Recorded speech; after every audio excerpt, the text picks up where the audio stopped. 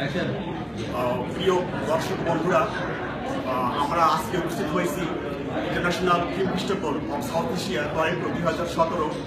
এই অনুষ্ঠানে বাংলাদেশ থেকে অংশগ্রহণ করেছেন আমাদের প্রিয় অভিনেত্রী কল্পনা ঘোষ। উনি ওনার অভিনীত ছবি ভুবন মাঝি এই বিশাল একটা বড় আন্তর্জাতিক মাপের অনুষ্ঠানে অংশগ্রহণ করছে। আজকে চলুন আমরা আমাদের নাগরিক টিভির পক্ষ থেকে আমাদের অভিনেত্রী কল্পনা ঘোষের সাথে কথা বলি। কল্পনা ঘোষ কেমন আছে?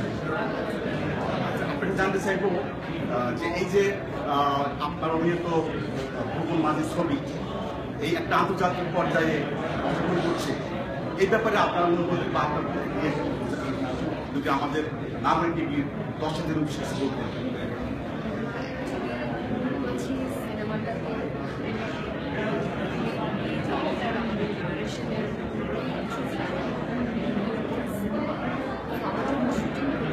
তখনই আমাদের যখন স্ক্রিন পাই তখনই আমার মনে হয়েছিল যে সিনেমাটা আন্তর্জাতিক পর্যায়ে আসলে যাবে, এটা আমার তখনই কনফিডেন্ট ছিল। আর যখন আগ্রহ অ্যাকচুয়ালি গত বছর আমার একটা সিনেমা ফেস্টিভ্যালে শুরু করছিল না, তখনই আমি সিনেমাটা শুটিং করছিলাম। আমি আসলাম বলছিলাম যে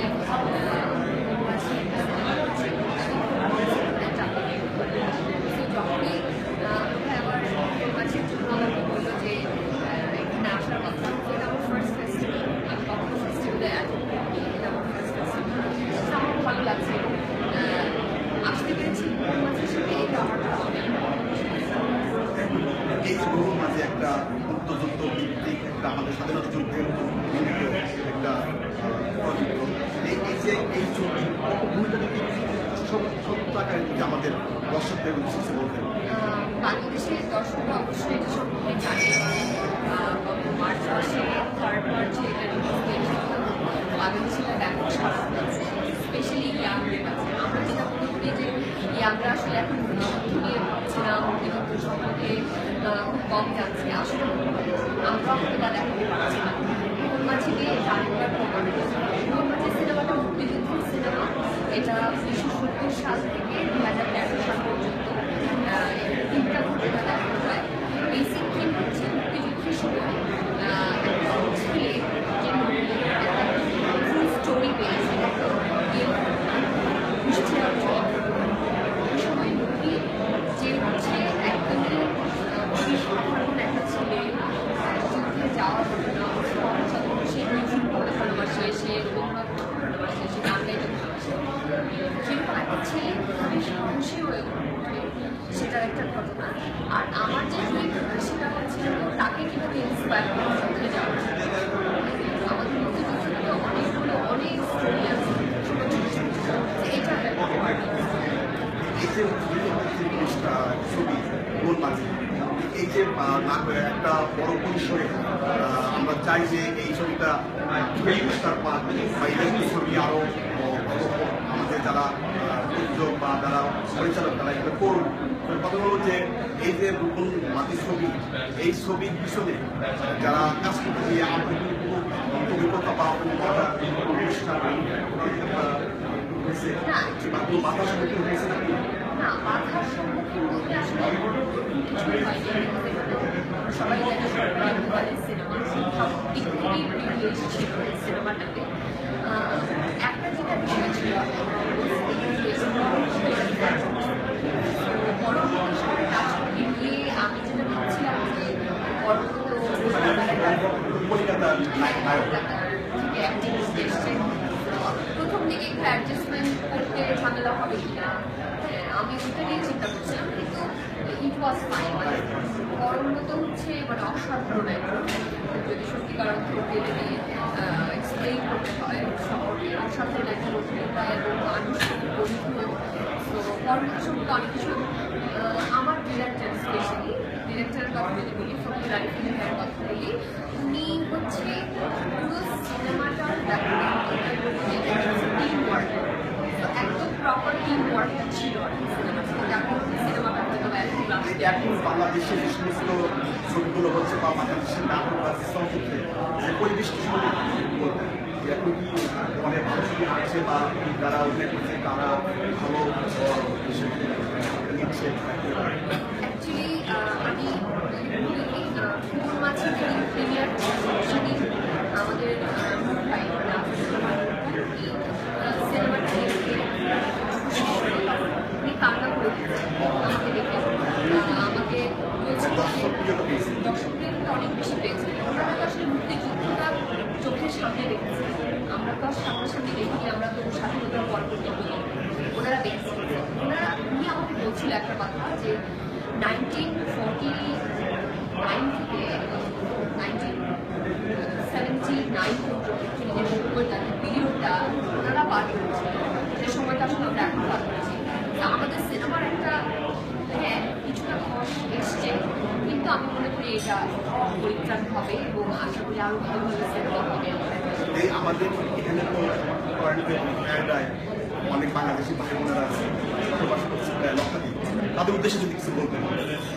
তাদের উদ্দেশ্যে বলতে চাই, বাংলাদেশ থেকে অনেক দূরে আছেন আপনারা, কিন্তু আমার মনে হয় যে আমরা যারা বাংলাদেশে আছি তার থেকেও আপনারা বেশি অ্যাটাচ বাংলাদেশের সাথে। তো যারা বাংলা ভাষাভাষীরা আছেন সবাইকে শুভেচ্ছা এবং সবাইকে এই সিনেমাটা দেখার আমার।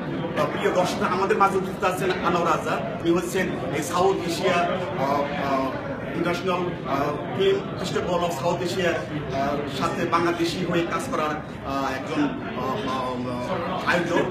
আমি ওনার জানতে চাইব যে এই যে টরন্টোতে বাংলাদেশি বাংলা ছবিগুলো কোন কোন জায়গায় কোথায় কোথায় পাওয়া হবে, এটা যদি আমাদের বাংলাদেশি ভাই বোনদের জন্য কিছু বলতেন।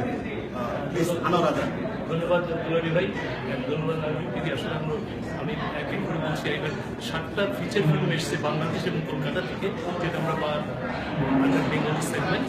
7টা ফিচার ফিল্ম আর 10টা শর্ট ফিল্ম। তার মধ্যে 4টা ফিচার ফিল্ম বাংলাদেশ থেকে আর 3টা ফিচার ফিল্ম কলকাতা থেকে, আর 10টার মধ্যে 6টা ফিল্ম শর্ট ফিল্ম বাংলাদেশ, 4টা Kolkata.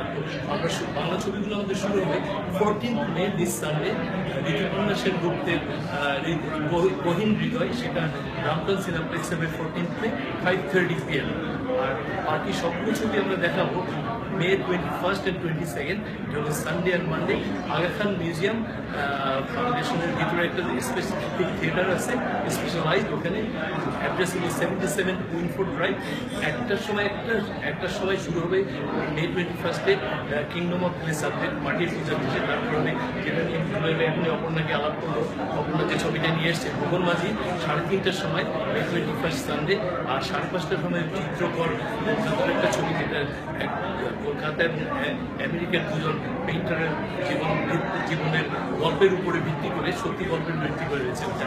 Next same time, almost same time 1টার সময় হবে ফার্স্ট ছবি হবে সোনার বনার পাখি। এটা আপনারা অনেকে হয়তো জানেন, আমি তাও একটু বলে দিই এই সুযোগে। সোনার বনার পাখিটা হলো আসামের, এটা ভাষাটা হলো গোয়ালপাড়িয়া। এটা হলো রাজবংশী ভাষাতে গোয়ালপাড়িয়ার সঙ্গীতের যে একজন বিশিষ্ট ব্যক্তিত্ব প্রতিমা বড়ুয়া পাণ্ডে, ওনার জীবনের উপর ভিত্তি করে, সত্য ঘটনার উপর ভিত্তি করে এই ছবিটার নাম হলো সোনার বরণ পাখি, আর ইংলিশ নামে গোল্ডেন উইং। তারপরে যে ছবিটা হবে 3:30টার সময়, সেটার নাম হলো গোপন, ইংলিশ নাম হলো ইনার সান। আর এটা তারপরেরটা হবে হলো 5:30টার সময় দি লাইভ অফ ঢাকা। ওটা এই বছরের মধ্যে ক্লোজিং বাংলাদেশে। এই 7টা ছবি সব মিলে অ্যাট দ্য সেম টাইম আমরা সকল বাংলা ছবির সাথে একটা দুটো করে শর্ট ফিল্ম চালাবো। তো আমাদের অনুরোধ, আপনারা আসেন, দেখেন। এখানে বিভিন্ন আরও অ্যাক্টর অ্যাক্ট্রেস এবং প্রডিউসার ডিরেক্টররা এর মধ্যে চলে আসবে 20 তারিখের মধ্যে। 21-22 তারিখে সবাই ওখানে উপস্থিত থাকবে। 2 দিন আপনারা আসেন, ছবি দেখেন, প্যানেল ডিসকাশন এখানে উপস্থিত হন, জানতে চান, আমাদের উৎসাহিত করেন।